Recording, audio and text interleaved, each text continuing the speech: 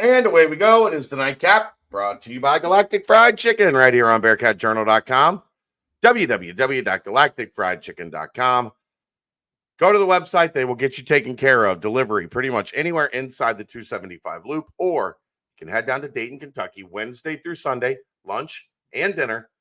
You can tell them to pump it up, and they will save you 15% off of the Galactic goodness. It is out of this world.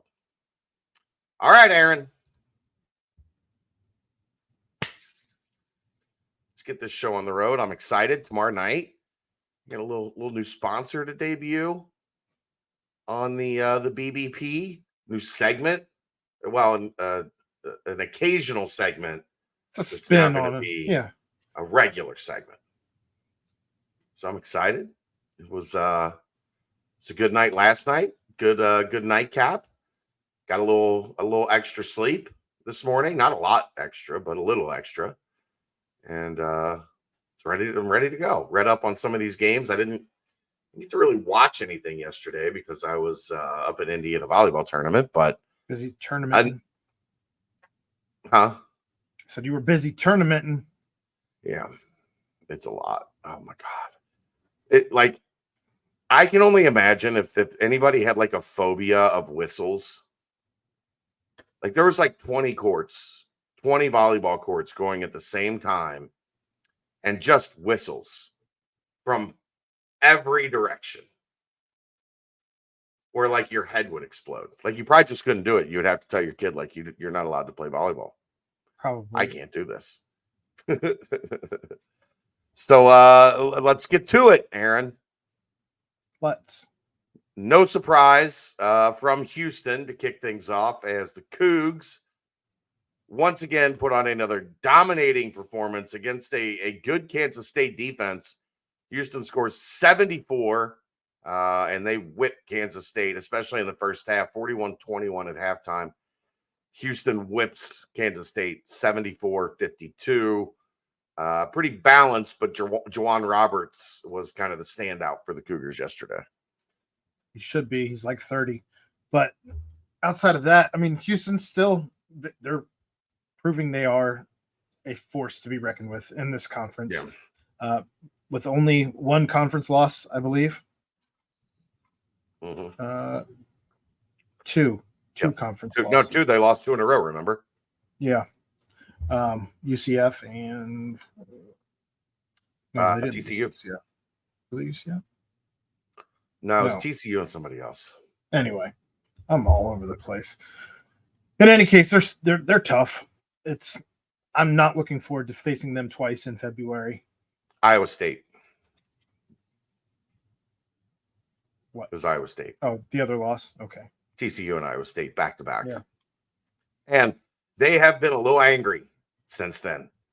Sure. Remember what I said? Like I'm glad UC got them a little distance between those Iowa State and TCU losses, because you knew they were going to be pissed off for a little while, and they were. This next one, we kind of had a feeling this might be coming, didn't we, Aaron? We did. Kansas goes on the road. They fall at a really good Iowa State team, 79-75. Iowa State moves to 5-2 in Big 12 play. They've won 3 in a row. They've beaten Kansas, Kansas State, TCU, Oklahoma State, and Houston. And that is a good, solid Iowa State team. That, boy, they just try to beat you the hell up. But that was a low-scoring first half, Aaron. 30-26, Iowa State led at halftime. Both teams score 49 in the second half, and Iowa State holds on to win it by 4. Kansas got 0 from their bench. Absolutely nothing. Their bench is not good. They got less than Cincinnati got from their bench yesterday. And Cincinnati got 4 from Odie. They got 2. Yeah. I don't know. I mean, it's Kansas has we've known this though. Kansas has a very good 4. They got 4. Very good 4. After that, I don't know that they have much. That's not I great. mean, with Furphy coming on, they have 5. But I mean, you look at it, Harris is not much of a scorer. Harris had 9 points and 7 assists. Dickinson with 20, McCullough with 16, Furphy with 15, KJ Adams with 13, and that was it. They got 2 off the bench from Braun. Look at their minutes, though, Aaron, off the bench. 5, 4, 8, 7. They didn't have a single player off the bench play more than 10 minutes. And Bill Self has talked about, we need these guys. You know why he's not playing them? Because they're not good. They're not good. They kind of stink. How are you going to get any better, though? I don't know. Especially in some of their blowout wins. I would hope that they'd be seeing some more minutes in some of those wins. But I did think it was interesting that Iowa State rushes the court, as has become a fairly frequent thing now in this conference. And this comes just a couple hours after Jay Billis goes on record on ESPN saying that he doesn't think that anyone needs to storm the court anymore, and that they need to protect the athletes, and students don't need to be on no one needs to be on any sports. Right. No one needs to be on any sports court. Look at football, baseball, and all the other sport, like the NBA. They don't do this. Why does college sports Aaron, need to do it? Aren't you there for the students? Again, isn't that the whole point? You're there for the students. What I hear. Sports are supposed to enhance the atmosphere of the actual students that are going to the college. And I'm sure some of it comes on the heels of what's her name? Iowa. Caitlin Clark. Yes, thank you. After she flopped. She flopped. Oh, she threw a illegal hit over the middle and then fell down like she got shot. She's been watching LeBron James too much. Give me a break. Like, let the kids have fun. It can be dangerous. There needs to be some safeguards in place for when you know it might happen. But let the kids have fun. Like, it's so dumb. You beat Kansas. Like, celebrate. Whatever. Iowa State's 5-2 in the Big 12. Like, they're having an outstanding season. They've beaten Kansas and Houston. Like, Iowa State is showing, if they show up as like a 4 or 5 seed in your bracket, be very afraid. I don't think they can beat anyone. I don't think Kansas is one of, in my opinion, I don't believe them to be one of the top 3 teams in this conference anymore. I think they're still close, but the depth has to be a concern here. Like, it has to be a concern. Close is 4th or 5th, but close is not top 3 for me anymore. Yeah, I'm not disagreeing with you. I'm saying their top 5 talent, their starting 5 is as good as anybody in this league. Sure, but they don't get anything from anybody else. Not occasionally, they don't get anything from anybody else. They don't get anything ever from anybody else. Texas Tech stays on top of the conference. They are 5-1 now with an 85-84 victory over Oklahoma. Oklahoma falls to 3-4. This is the one that still stings for me. For like they should have beaten Oklahoma at home. That game was there for the taking. And Oklahoma and Texas are interchangeable for me. You should have beat both of them, but my difference being, Aaron, at least Texas has like some elite top end guys. Asmus and Disu, especially offensively, can have those nights where they get you 25-30.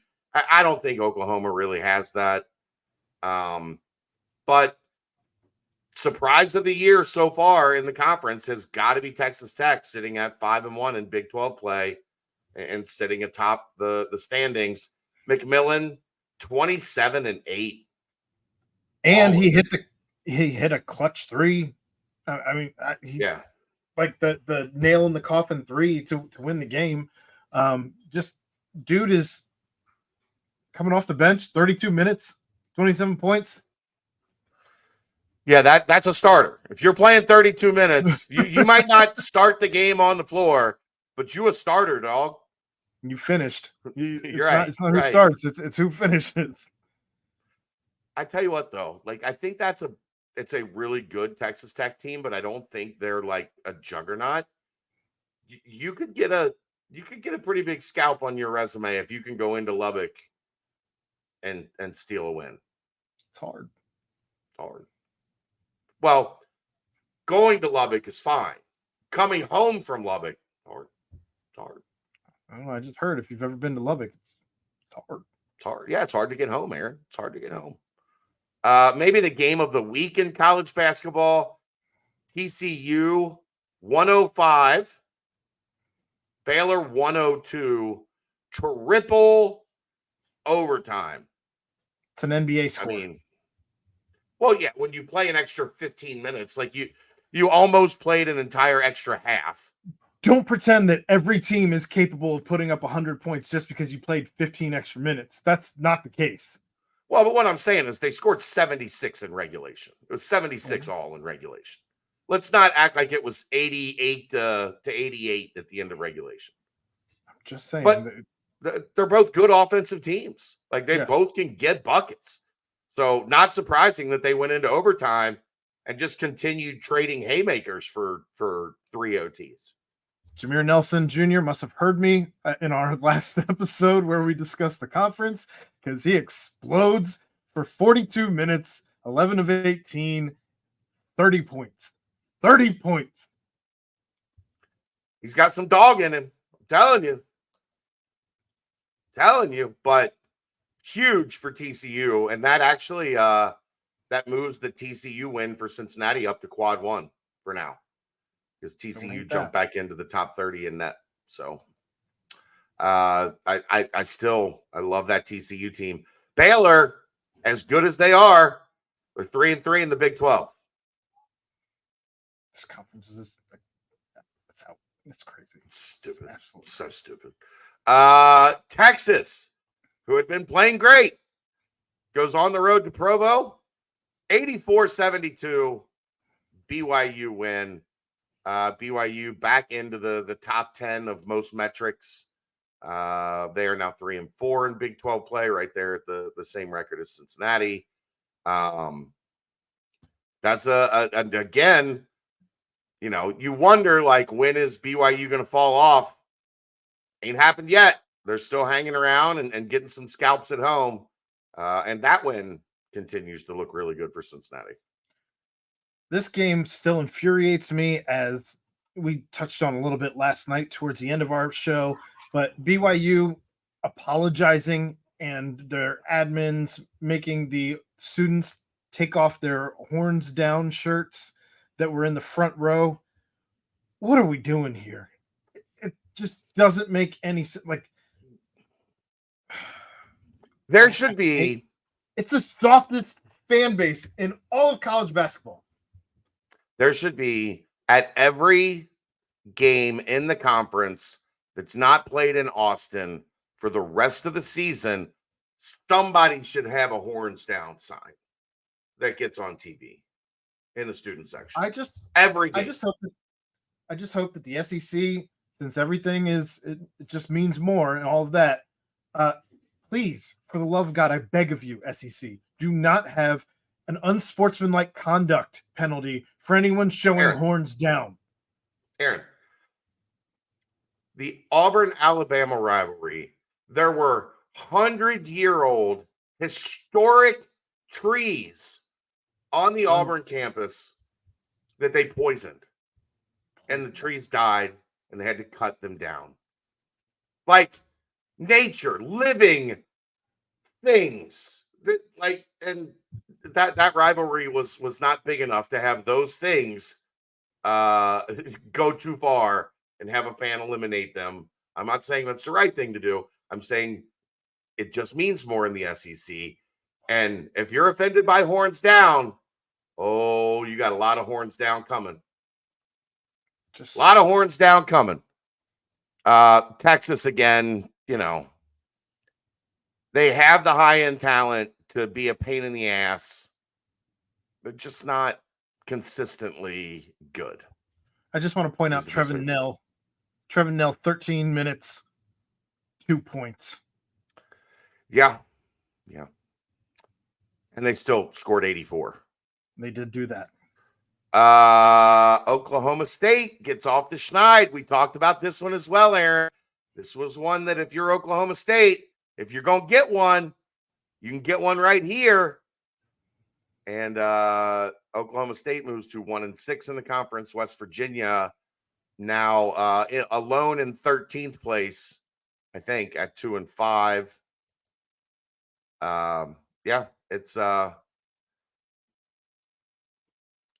course West Virginia loses and they're going to be angry tomorrow, but let's be honest, Aaron.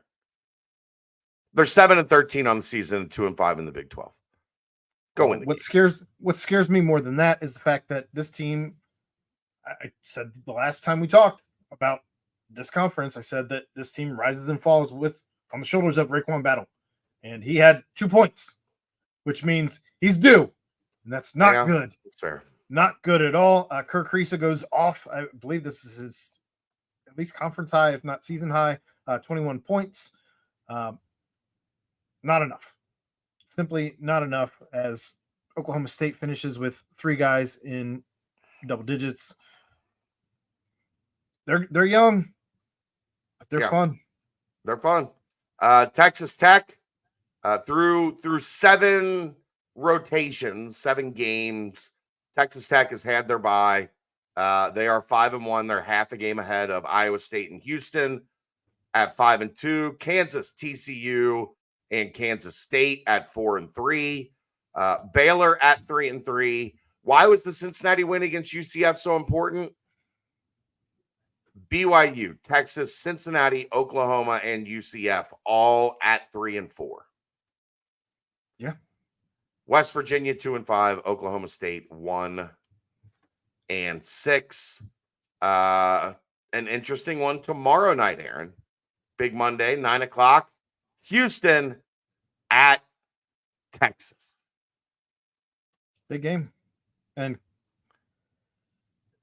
Houston has been, the past 2-3 games, they, dating back to what, UCF 3 games ago, when they held them to 15.9% shooting for an entire game.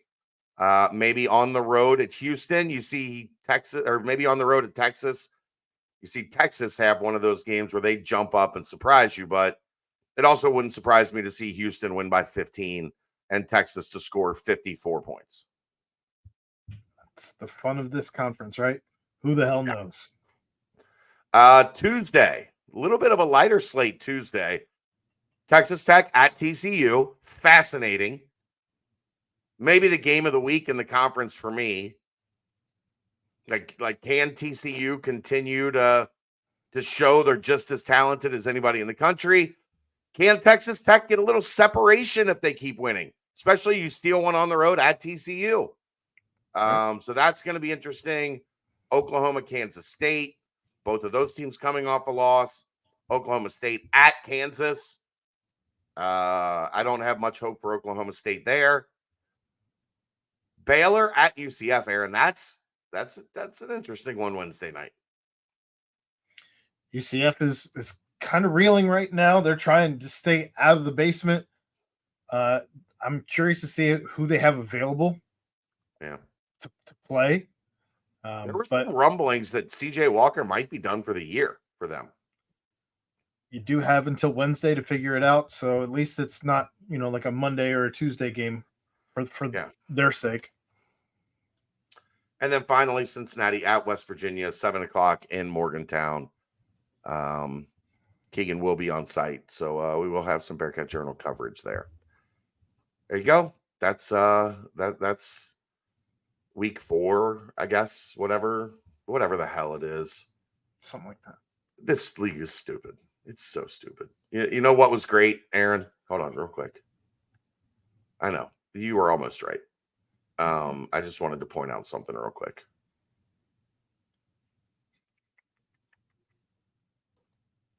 Wait, that can't be right.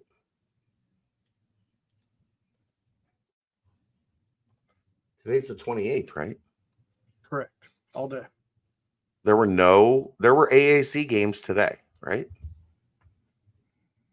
I can check. I thought Memphis lost today. North Texas, FAU, SMU, Wichita State, Memphis, UAB, and Temple, East Carolina. Yes, all 4 played. It's Conference Championship Sunday. I'm so happy not to be dealing with AAC games today. So happy not to, like, Super Bowl Sunday, remember? Oh, hey, you guys got a game at noon on Super Bowl Sunday. How about that? Yeah, that was really fun. So glad not to have to deal with it. All right, let's get out of here. You have a great night. We will see you guys tomorrow for the BBP. I'm working on a guest. I don't know if we'll have one, but I'm doing what I can. That's the Nightcap, brought to you by Galactic Fried Chicken, right here on BearcatJournal.com. See ya!